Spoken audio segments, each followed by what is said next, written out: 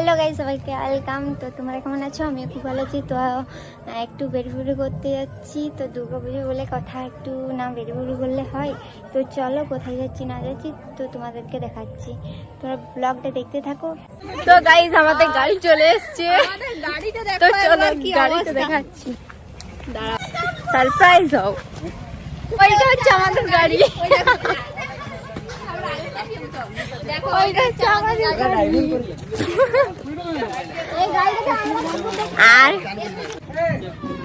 আর কোনো গাড়ি